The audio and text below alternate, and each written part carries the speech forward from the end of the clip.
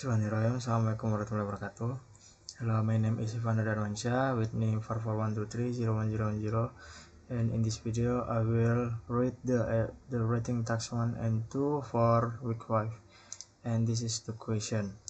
So the first chart below shows the percentage of women and men in a country involved in some kinds of home tasks, like cooking, cleaning, pet caring, and repairing the house.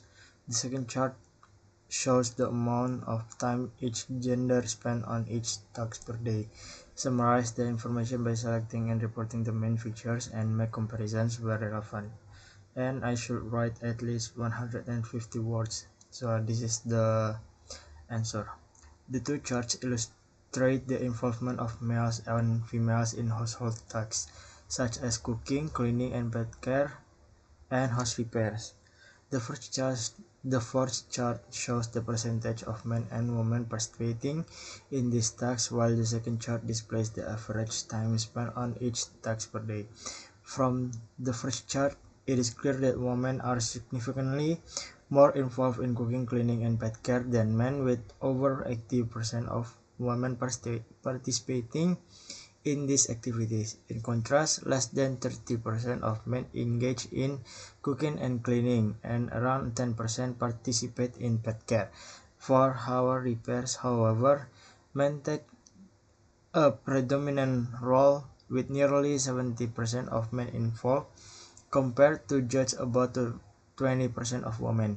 In the second chart, it is observed that women spend considerably more time than men on cooking, cleaning, and pet care, with women dedicating an average of 70 minutes or more to these tasks. Men, on the other hand, spend only around 20 to 40 minutes on each of these activities.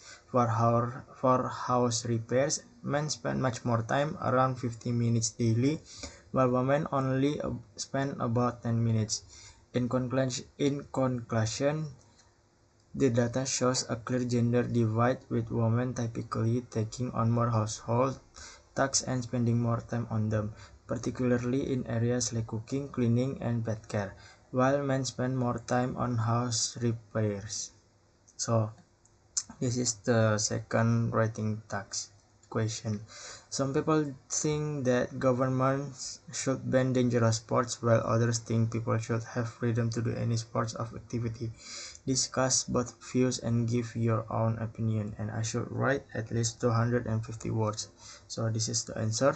The debate surrounding whether governments should ban dangerous sports or allow individuals the freedom to participate in any activity they choose has been ongoing. Both perspectives have valid points which must be considered before making a final judgment. On one hand, those advocating for a ban on dangerous sports argue that the government has a responsibility to protect its citizens from harm.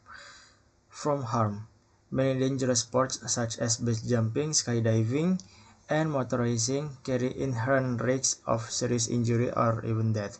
Governments, they claim, should prioritize public safety by preventing activities that could lead to unnecessary harm.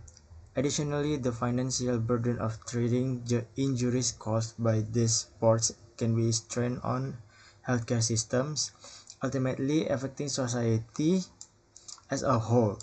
Supporters of banning dangerous sports also believe that people, especially younger individuals, may not fully understand or appreciate these risks, making it important for the government to step in and regulate these activities. On the other hand, those who argue against the government intervening in such matters assert that people should have the right to choose how they want to spend their time. Life is inherently risky, and individuals should be free to make their own decisions, even if they involve taking on personal risks. In democratic societies, personal freedom is often viewed as a fundamental right, and this includes the freedom to engage in activities like dangerous sports. Furthermore, many of these activities have passionate communities and participants who find personal fulfillment, excitement, and a sense of achievement in them. Banning dangerous sports, they argue, could lead to a slippery slope where other personal freedoms might be restricted in the future.